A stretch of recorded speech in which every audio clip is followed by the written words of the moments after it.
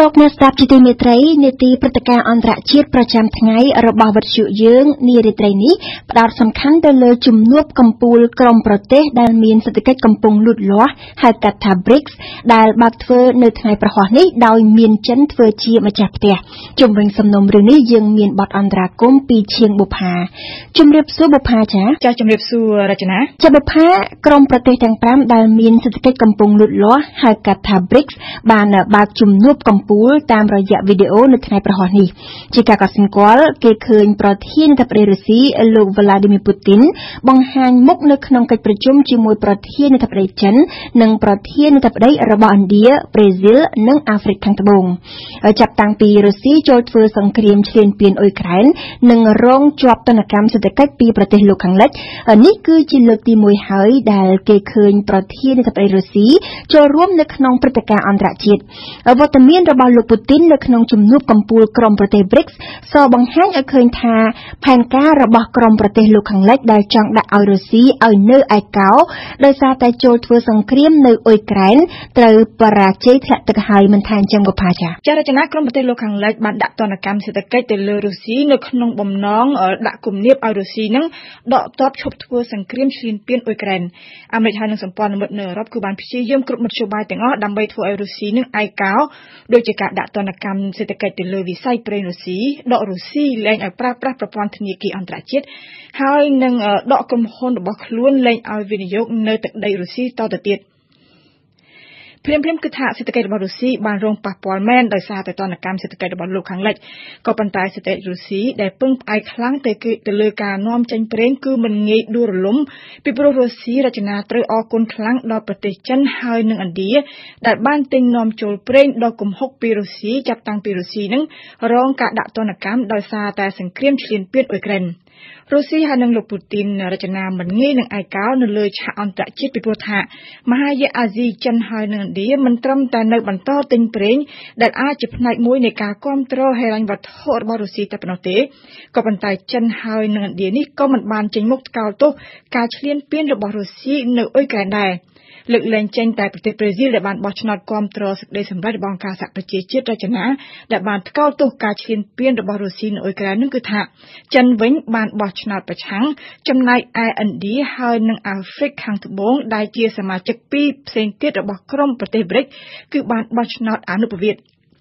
ដោយសារតែសមាជិករបស់ក្រុមប្រទេស BRICS មិនបានចេញមុខរិះគន់រុស្ស៊ីខ្លាំងហើយមហាអំណាចចិនផ្ទាល់ដែលមានទម្ងន់សេដ្ឋកិច្ចខ្លាំងនៅក្នុងចំណោមប្រទេស BRICS នេះបានចេញមុខនិយាយការពារផលប្រយោជន៍ហើយនឹងសន្តិសុខរបស់រុស្ស៊ីយ៉ាងដូចនេះទៀតនោះគឺថារុស្ស៊ីរបស់លោកពូទីនរចនាកាន់តែមានជំនឿចិត្តហើយបានឆ្លៀតឱកាសយកជំនួបកំពូលរបស់ក្រុមប្រទេស BRICS នេះដើម្បីទៅពង្រឹងចំណងសម្ព័ន្ធភាពបន្ថែមទៀតជាមួយនឹងប្រទេសសមាជិកដទៃទៀតជាក់ស្ដែងនៅក្នុងវេទិកាសេដ្ឋកិច្ចរបស់ក្រុមប្រទេស BRICS កាលពីថ្ងៃពុធម្សិលមិញលោកពូទីនបានប្រកាសថារុស្ស៊ីគឺថាកំពុងតែអភិវឌ្ឍបង្វែរសកម្មភាពសេដ្ឋកិច្ចហើយនឹងការវិនិយោគបរទេសរបស់ខ្លួនជាមួយនឹងប្រទេសដៃគូដែលគួរឲ្យជឿជាក់ជាពិសេសតែម្ដងគឺក្រុមប្រទេស BRICSឧទាហរណ៍រុស្ស៊ីគឺថាកំពុងតែចរចាដើម្បីបើកទីផ្សាររបស់ខ្លួនសម្រាប់ហាងទំនិញឥណ្ឌា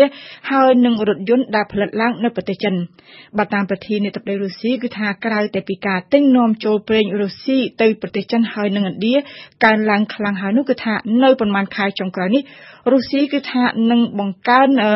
ការសហការផងដែរនៅក្នុងវិស័យកសិកម្មរុស្ស៊ីនឹងបង្កើនការនាំចេញស្បៀងស្រូវសាលីបន្ថែមទៀតទៅកាន់ប្រទេសសមាជិក BRICS រចនាជំនុំថាសង្គ្រាមអ៊ុយក្រែនចង់ឬមិនចង់វាអាចជំរុញឲ្យជំនួបកំពូលរបស់ក្រុមប្រទេសទាំង5 BRICS នឹងសម្រាប់ចេញបានលទ្ធផលច្រើនបើធៀបទៅនឹងឆ្នាំមុនចា៎ចារចនាប្រកាសណាស់សង្គ្រាមអ៊ុយក្រែនបានរំលេចឲ្យឃើញនៅការបែងចែករវាងក្រុមប្រទេសជាពីរក្រុមនៅក្នុងពិភពលោកគឺក្រុមប្រទេសលោកខាងលិចដែលចេញមុខដាក់ទណ្ឌកម្មរុស្ស៊ីដោយសារតែរុស្ស៊ីធ្វើសង្គ្រាមឈ្លានពានអ៊ុយក្រែនហើយនឹងក្រុមប្រទេសមួយក្រុមទៀតដូចជាចិនហើយនិងឥណ្ឌាជាដើមដែលនៅស្ងៀមមិនរិះគន់រុស្ស៊ីក៏ដោយសារតែដើម្បីការពារផលប្រយោជន៍ភូមិសាស្ត្រនយោបាយហើយនិងសេដ្ឋកិច្ចរបស់ខ្លួនគេវិតម្លៃថាដោយសារតែទណ្ឌកម្មសេដ្ឋកិច្ចរបស់ប្រទេសលោកខាងលិចដែលធ្វើឲ្យរុស្ស៊ីខ្ទាតចេញពីប្រព័ន្ធធនាគារអន្តរជាតិគឺថា រុស្ស៊ីគឺនឹងអាចជំរុញឲ្យបាននៅការចរចាស្ដីពីការទូទាត់ទំនិញរវាងក្រុមប្រទេសសមាជិក BRICS ដោយមិនប្រើប្រាស់ប្រាក់ដុល្លារអាមេរិកដើម្បីទទួលបានឯករាជ្យរួចផុតពីសំណាញ់ទណ្ឌកម្មរបស់អាមេរិកគេសង្ឃឹមថាការចរចានេះនឹងអាចចម្រើនទៅមុខបន្ថែមទៀតនៅក្នុងជំនួបកំពូល BRICS នៅលើកនេះសំណុំរឿងនេះគឺថា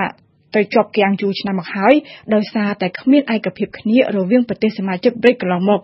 មួយវិញទៀតដែលរចនាក្រុមប្រទេស BRICS ជាក្រុមប្រទេសដែលមានសេដ្ឋកិច្ចកំពុងលូតលាស់គឺថាទំនងជាចង់យកឱកាសដែលទណ្ឌកម្មរបស់ក្រុមប្រទេសលោកខាងលិចទៅលើរុស្ស៊ីដែលបានបង្កឲ្យមានវិបត្តិខ្វះស្បៀងហើយនឹងទំនិញឡើងថ្លៃលើកនេះនឹងដើម្បីទៅបញ្ចុះបញ្ចូលប្រទេសនៅភាគខាងត្បូងដទៃទៀតនឹងឲ្យចូលជាសមាជិករបស់ខ្លួនបន្ថែមទៀតពលគឺដើម្បីអាចមានកម្លាំងធំគ្រប់គ្រាន់ដើម្បីទៅអាចទប់ស្កាត់កុំឲ្យក្រុមប្រទេសអ្នកមាននឹងចេះតែសម្រេចចិត្តផ្ដេសផ្ដាសទៅលើជោគវាសនាពិភពលោកដោយសពថ្ងៃនេះរចនាចាបុប្ផាជំនួបកំពូលក្រុមប្រទេសទាំង5ដែលមានសេដ្ឋកិច្ចកំពុងលូតលាស់ត្រូវបានគេមើលឃើញថាអាចជាអនាគតគូប្រជែងរបស់ជំនួបកំពូលនៃក្រុមប្រទេសមហាអំណាចឧស្សាហកម្ម G7 ពលគឺ BRICS ដឹកនាំដោយចិនចំណែក G7